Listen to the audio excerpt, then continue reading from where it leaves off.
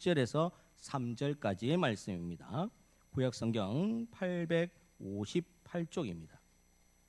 시편 78편 1절에서 3절까지의 말씀입니다.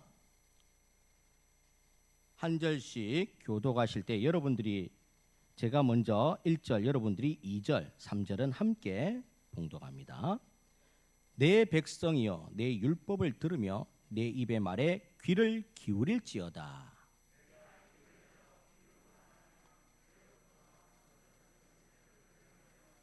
이는 우리가 들어서 아는 바요 우리의 조상들이 우리에게 전한 바라. 아멘.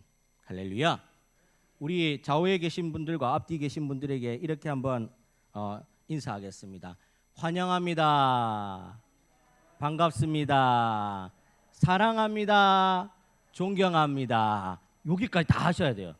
환영합니다. 반갑습니다. 사랑합니다. 존경합니다.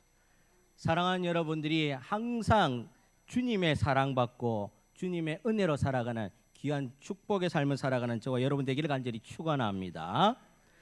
역사는 스승이다라고 말을 할 수가 있습니다. 왜냐하면 역사를 되짚어 보면서 우리의 삶이 앞으로 어떻게 나아가면 좋을지에 대해서 계획을 세울 수가 있고 어떻게 하면 바른 길을 갈지에 대해서 알 수가 있기 때문에 그렇습니다.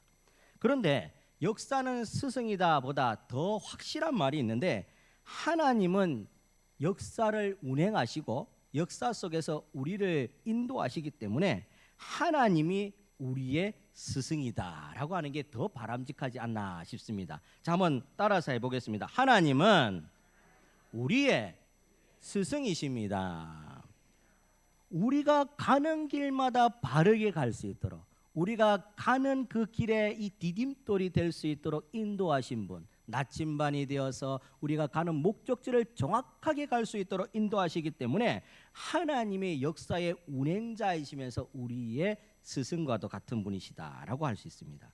오늘 시편 78편의 표제를 보면 아삽의 마스길 이렇게 기록되어 있는데 마스길이라는 히브리어 단어가 무엇인가 하면 교훈하다라는 겁니다. 교훈. 그래서 이 시편은 교훈시다라고 이야기할 수가 있습니다. 교훈시, 이 교훈의 의미가 무엇입니까?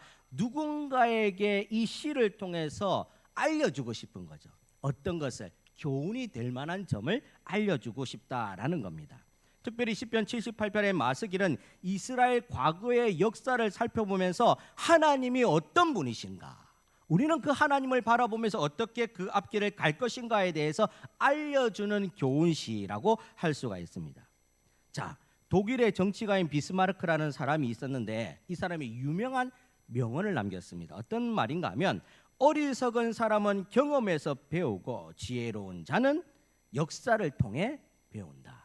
즉 우리 경험만 가지고 있으면 한계가 있다는 거죠. 우리의 짧은 인생의 경험으로 우리가 모든 것을 통달했다고 할 수 없다라는 겁니다. 하지만 무수한 역사들을 살펴본다면 그 역사를 뒤돌아보면서 우리가 잘잘못을 따지고 바른 길을 갈 수 있도록 지도해 주는 역할을 하기 때문에 비스마르크라는 사람은 역사의 중요성에 대해서 이야기한다는 겁니다. 역사의 중요성을 이야기할 때 그 역사를 돌아보면은 과거에 잘된 것도 있었지만은 잘못된 것도 있다라는 겁니다. 잘된 것은 더 많이 발전시켜서 계승하고 잘못된 것은 고쳐서 그렇게 되지 않도록 노력하는 것. 그래서 역사가 우리를 지도할 수 있도록 하는 것이 필요하다라고 비스마르크가 이야기를 한다는 거죠. 그래서 이 이스라엘 백성들은 미스바와 센 사이에 이 돌을 세우고 하나님 앞에 예배드리면서 에베네셀의 하나님 나를 인도하셨습니다. 이렇게 하나님 앞에 예배를 드리면서 그 돌을 볼 때마다 돌을 디딜 때마다 어떻게 합니까? 이스라엘 과거 역사 속에서 운행하시는 하나님의 놀라운 섭리들을 고백하고 감동으로 가지게 된다는 겁니다. 사랑하는 여러분, 그래서 오늘 우리가 살아가는 이 역사, 인류의 역사라고 하지만 실상은 하나님께서 운행하는 하나님의 역사인 줄을 믿으시기 바랍니다. 우리가 조선왕조 실록이나 고려사의 이런 실록들을 바라보면 단순히 그런 실록들은 위인전기가 아닙니다. 누가 잘났고 누가 못났고 그런 일들만 써져 있는 것이 아니라는 거죠. 그 시대의 사람들과 삶과 그리고 정치, 경제, 문화 모든 분야가 꼼꼼하게 이 역사서에 기록되어 있습니다. 왜 그렇습니까?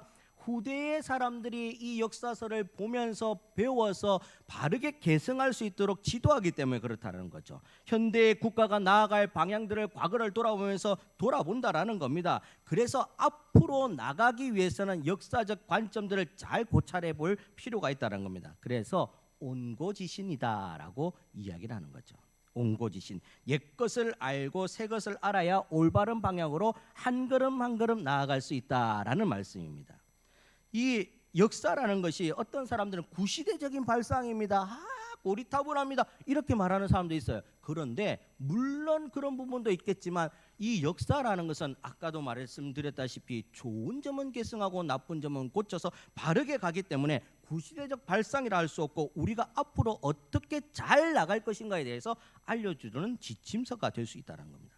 그런 말씀에서 오늘 시편 78편에 이 이스라엘 백성들의 역사를 보면 이스라엘 조상들로부터 다윗의 시대까지의 역사를 쭉 78편에 언급을 하고 있다는 겁니다. 여기 보면 어떤 일들이 일어납니까? 출애굽부터 홍해를 건너는 역사가 일어납니다. 광야길을 지내는 동안 이스라엘 조상들이 어떤 일들을 행했는지 어떤 일들을 받았는지에 대해서 적나라하게 기록하고 있다는 겁니다. 이스라엘 역사를 바라보면서 후대들은 무슨 교훈을 받습니까? 나는 저렇게 살아야지, 나는 저렇게 살면 안 돼야지라는 것을 배웠다는 거죠. 누구를 통해서? 이스라엘 조상들을 통해서. 이스라엘 조상이 섬기는 하나님을 통해서 그와 같이 배웠다는 겁니다. 그래서 신명기서가 역사서와 같다는 겁니다. 어떤 역사서? 과거의 백성들이 어떻게 살았는데 우리는 하나님 앞에 이렇게 삽시다라는 다시신자를 써서 신명기서가 기록되어서 후대에 전해지고 있다는 겁니다. 사랑하는 여러분, 오늘 우리 이 시편 78편의 이스라엘 백성들의 역사를 바라보면서 우리는 무엇을 배우고 앞으로 어떻게 나가야 될지에 대해서 한번 살펴보고자 합니다. 첫 번째로 이스라엘 역사는 우리에게 은혜를 가르쳐 줍니다. 무엇을 가르쳐 준다고요? 은혜를 가르쳐 줍니다. 하나님의 은혜를 가르쳐 줍니다. 배은망덕이라는 말이 있지 않습니까? 어떤 내용입니까? 물에 빠진 사람 구해줬더니 내 보따리 내놔라. 배은망덕한 놈이다. 이렇게 이야기하는 거죠. 어려웠을 때 수많은 도움을 주고 나중에는 이 사람이 도움을 많이 받으니까 너무 감사하고 감격해서 내가 진짜 잘 되면 내 목숨도 아끼지 않고 여러분들을 섬기겠습니다. 이렇게 말해놓고 등 따시고 배부르니까 까마득하게 잊고 산다는 거죠. 내가 언제 그랬는데? 모르겠다. 모르세.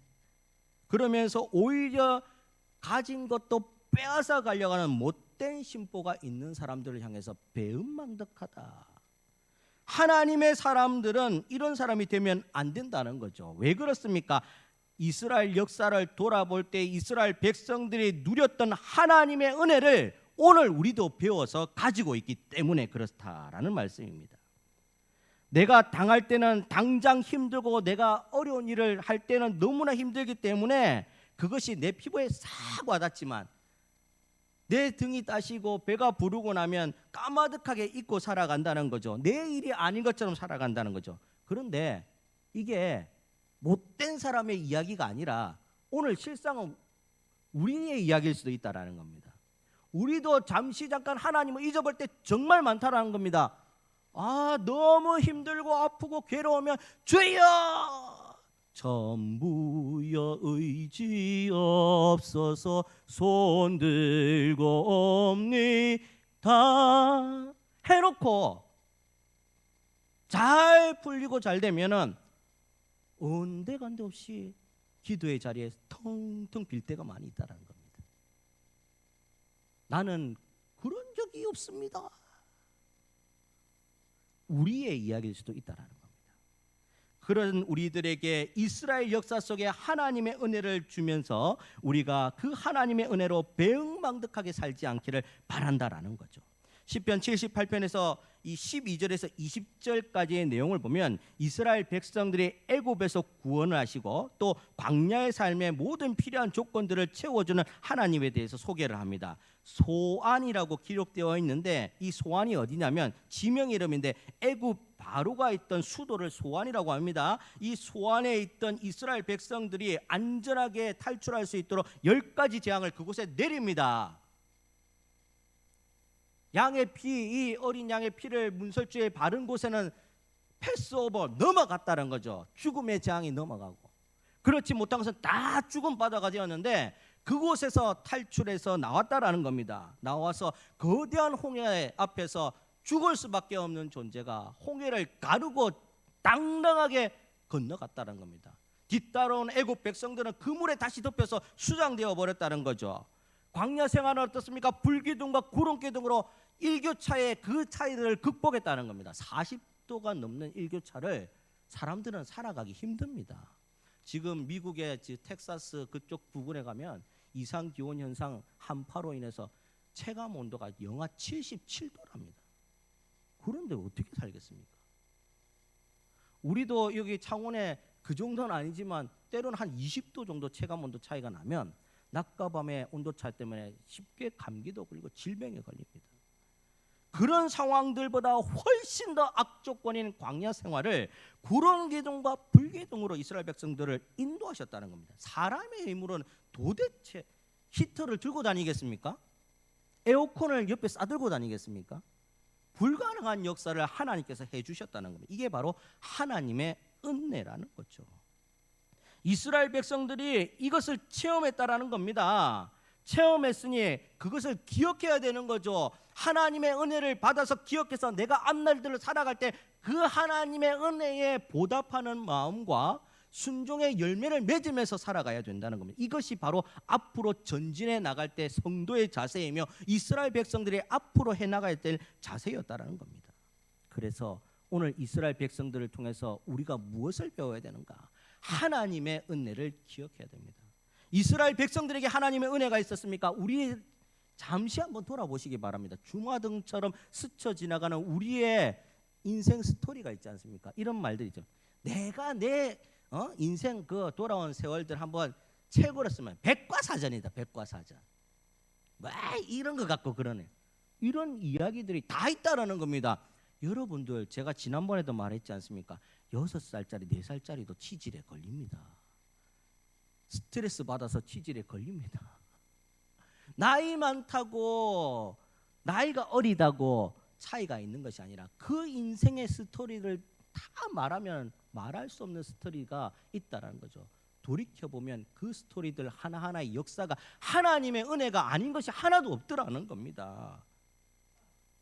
얼마나 큰 은혜입니까? 그러니 우리에게 무엇을 가르쳐 줍니까? 이스라엘 역사의 이 장대한 삶을 통해서 하나님의 은혜를 기억하라. 하나님께서 오늘날 너희에게 어떤 구원을 행하실지를 기억하라. 한번 두고 봐라. 사랑하는 여러분, 하나님의 은혜를 기억하는 저와 여러분이 되기를 축원합니다. 두 번째로 좋은 것만 있는 건 아닙니다. 이스라엘의 배반의 역사를 통해서 우리가 앞으로 보고 배우고 나갈 수가 있습니다. 어떤 점입니까? 배반의 역사. 좀 전에 말했던 배은망덕한 이스라엘 백성들의 배반의 역사입니다. 실컷 이스라엘 10가지 재앙을 통해서 홍해까지 인도했더니 홍해를 쳐다보고 모세를 향하여 삿대질을 하고 하나님을 향하여 삿대질하면서 죽게 되었으니 다 네가 책임져라. 나올 때는 휘파람 부르고 나오면서 앞에 그 홍해 바다 하나 넘실거린다고 10가지 재앙을 싹 다 잊어버린. 네가 책임져라. 너 때문에 죽게 되었다. 배은망덕한 역사입니다. 홍해를 건넌 그 엄청난 역사. 제가 한 번씩 수족관 갈 때마다 이 아이들과 함께 수족관 아쿠아리움 이런 데 갈 때마다 참 볼 것도 많고 재밌지만 그 수족관 볼 때마다 홍해가 이런 수족관이 아니었겠나 이런 생각들을 한 번씩 해봅니다. 물을 이렇게 갈랐으니 그 양쪽에 지나갈 때 보면은 상상을 해보시면 이게 막 물고기가 지나 안 다니겠습니까? 이게 넘실넘실대면서 안 지나다니겠습니까? 그런 기적과 같은 역사를 체험했는데 지나가니까 물 없다고 밥 없다고 난리를 지깁니다. 하나님이 안 주겠습니까? 하나님께서 그만큼 건져내는데 안 해주겠습니까? 생떼를 부린다는 거죠. 배은망덕한 역사. 그래 놓고도 지나가면 등 따시면 너는 모르겠다. 내가 한 일이 아니다. 이런 이스라엘의 배반의 역사를 통해서 우리는 무엇을 배웁니까? 하나님, 정직하고 바르게 살겠습니다. 하나님의 은혜 받은 것 잊어먹지 않고 올바르게 살고, 하나님 죄 지은 것 있다면 용서해 주시고 죄의 모든 올무들을 다 끊어내버리고 이제 바르게 살겠습니다. 이런 걸 배워야 된다는 거죠. 공의와 정직을 배운다는 겁니다. 이스라엘 백성들이 크나큰 실수를 했죠. 가나안 정복 전쟁에서 다 진멸하라 했던 하나님의 말씀을 어깁니다. 왜 그렇습니까? 이것이 너의 올무가 되리라, 덫이 되리라. 덫. 나의 발목을 잡는다는 겁니다. 지금은 살찐 송아지 보고 어이구 저거 왜 죽이나, 아까꾸로 내가 먹으면 되지, 하나님께 제사를 올려드리면 되지, 이렇게 하고 살려두었고, 아이고 저 사람들 노예로 쓰면 되지, 나도 노예 생활했는데 노예로 쓰면 되지, 이렇게 그 사람들 남겨두었더니 이스라엘 백성들이 지금까지 그 족속들로 하여금 끊이지 않고 고통을 당하고 있습니다. 올무가 되리라. 하나님의 말씀을 어긴 것들을 돌아보면서 우리는 정직과 공의를 행해야 된다. 예수 믿는 사람은 정직과 공의가 있어야 된다. 하나님, 기도할 때에 공의가, 하나님의 정의가 하수같이 흐르게 하여 주시옵소서. 강물이 넘실넘실 흐르는 것처럼 하나님의 정의가 이 땅 가운데 하수같이 흐르게 하여 주시옵소서. 이 나라 이 민족을 향해서, 내 가정과 나의 잘잘못을 향해서 이렇게 기도하고 다시금 정직하고 공의롭게 되어 앞으로 전진하는 저와 여러분이 되기를 간절히 축원합니다. 세 번째입니다. 오늘 시편 78편의 내용을 쭉 읽어보면 이스라엘 백성들이 범죄함으로 말미암아, 배은망덕한 그 삶으로 말미암아 헛된 삶과 두려운 삶을 경험하게 됩니다. 헛된 삶과 두려운 삶. 우리 시편 78편 33절의 말씀을 함께 읽겠습니다. 시작. 하나님이 그들의 날들을 헛되이 보내게 하시며 그들의 횟수를 두려움으로 보내게 하셨도다. 여러분들, 죄인은 두 발 뻗고 못 잔다고 합니다. 도둑놈은 두 발 뻗고 못 잔답니다. 누가 잡으러 안 와도 잡으러 오는 것처럼 느껴집니다. 이 일들이 오늘날의 일들입니까? 아담과 하와 때부터 있었던 일들입니다. 죄를 짓고 나니까 두렵고 떨리는 마음으로 아무 말도 안 했는데도 숨어서 하나님 볼까 봐 숨어 지냈다는 겁니다. 그렇게 두려움과 떨리는 마음으로 살 수밖에 없다는 겁니다. 왜 그렇습니까? 왜 그렇습니까? 히브리서 9장 27절 말씀에 한 번 죽는 것은 사람이 정한 것이요 그 후에는 심판이 있다. 모든 사람이 죄를 범하였고 모든 사람은 심판 가운데 놓여지게 되어 있다는 겁니다. 잘잘못을 하나님께서 반드시 따진다는 겁니다. 잘한 부분에서 하나님께서 상급으로 채워주시고 못한 부분에 대해서는 벌을 주신다는 겁니다. 하나님의 확실한 징벌의 방법입니다. 오늘 내가 잘 사니까 벌을 안 받는 것 같습니까? 내 주변이 하나님의 벌을 받을 수도 있습니다. 내 가정과 내 이웃이 벌을 받을 수가 있고 내 공동체가 벌을 받을 수도 있으며 내 때가 아니면 내 후대 때라도 갚아지는 날이 옵니다. 하나님을 피하여서는 살 수가 없다는 겁니다. 사람은 피할 수 있습니다. 사람은 거짓말하고 속이면 넘어갈 수 있습니다. 잠시 잠깐 감언이설로 속일 수가 있습니다. 그게 말이야, 이랬다 이가, 이거야 이거, 이렇게 넘어갈 수 있습니다. 꼭 뱀이 와갖고 그거 아니대, 그거 아니대, 이거 먹으면 밝아진대, 좋아진대, 똑같이 행합니다. 그래서 사람은 속일 수 있습니다. 그러나 일거수일투족 우리의 머리털 하나 세신 받으신 하나님은 속일 수 없습니다. 그래서 코람데오 하나님 앞에라고 이야기합니다. 사랑하는 여러분, 두려움과 헛된 것으로 살 수밖에 없습니다. 죄악 가운데 있으면. 그래서 우리는 이 죄악의 문제를 해결해야 되는 겁니다. 제가 고등학교 때 진짜 한 3시간 가까이 되는 영화를 봤는데 저는 그 영화가 뭔지도 모르고 학교에서 단체로 그때 현대극장이라는 곳에 상영을 했는데 부산에 단체로 보라고 해서 갔습니다. 근데 영화 시간이 3시간 가까이 된대요. 그럼 화장실도 못 가고 단체로 있으니까 쪽팔리니까 나가지도 못하고 지루해서 좁으면 어쩌지 오만 생각이 다 들더라고요. 저는 이상하게 등에 대면은 1시간이 뭡니까? 한 5분만 있으면 잡니다.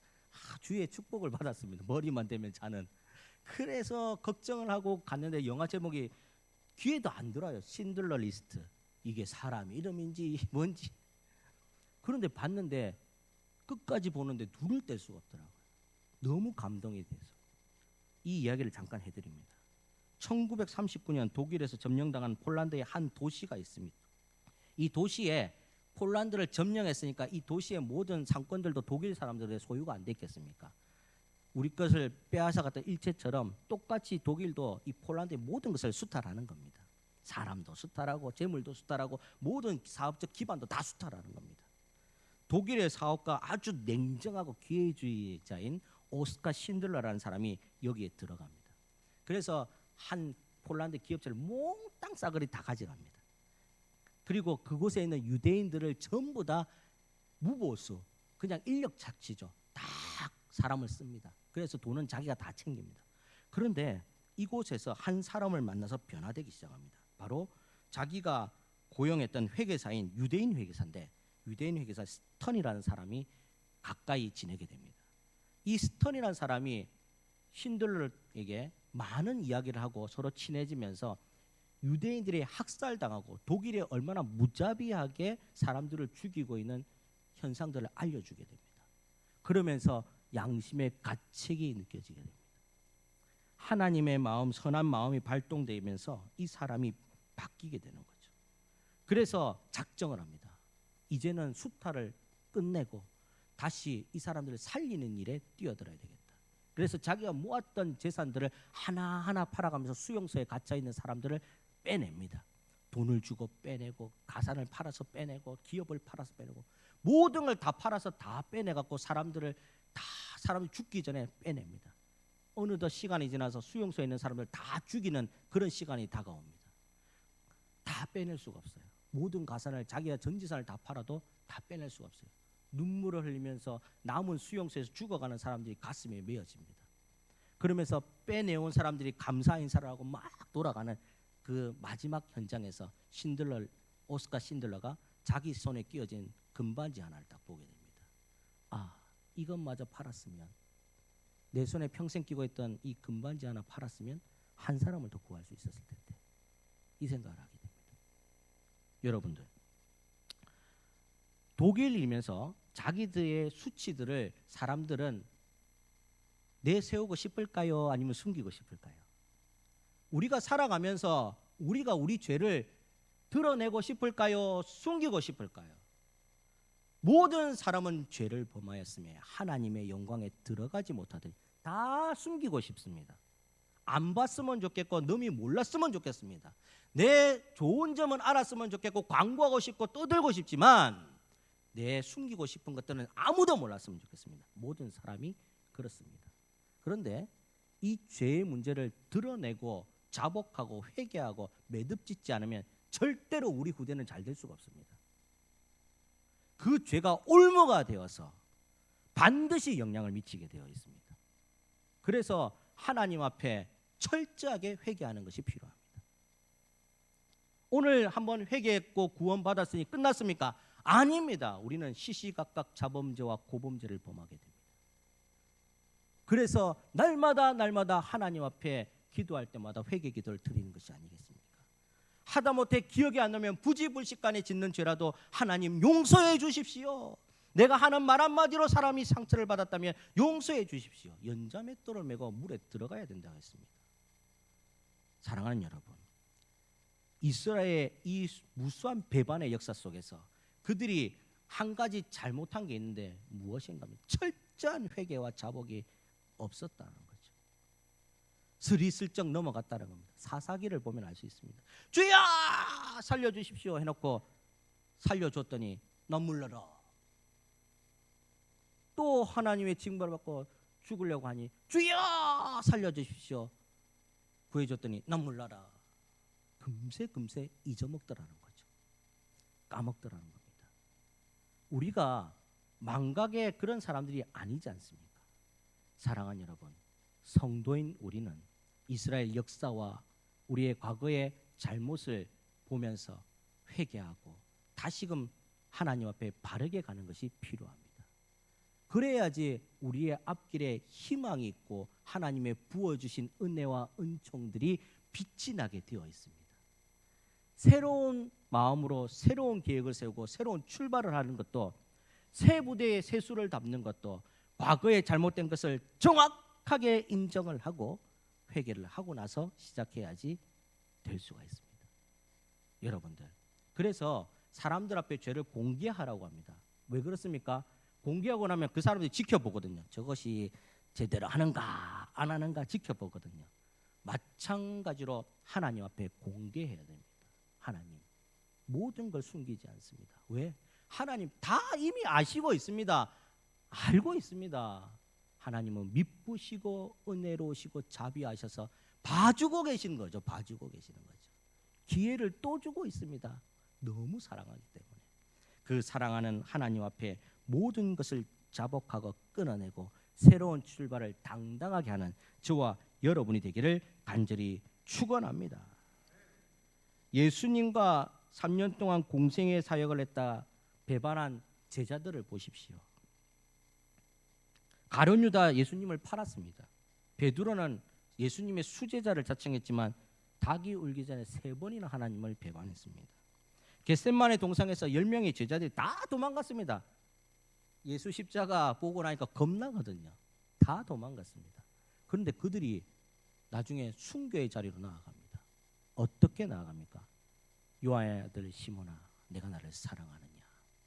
주님께서 아십니다. 요한의 아들 시몬아, 내가 나를 사랑하느냐? 주께서 아십니다.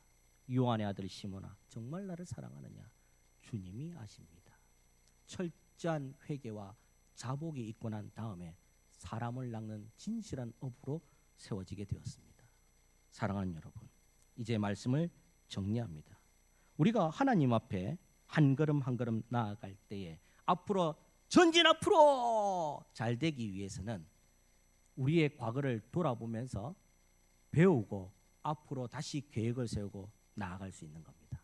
과거를 통해 무엇을 배웁니까? 하나님의 은혜를 알게 됩니다. 또 무엇을 배웁니까?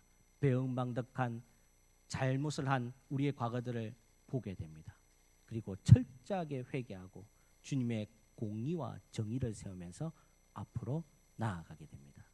사랑하는 여러분, 조금 무거운 말씀일 수는 있지만 나중에 우리 후대에 당당하게 나는 하나님 앞에 이거 하나 자부할 수 있네.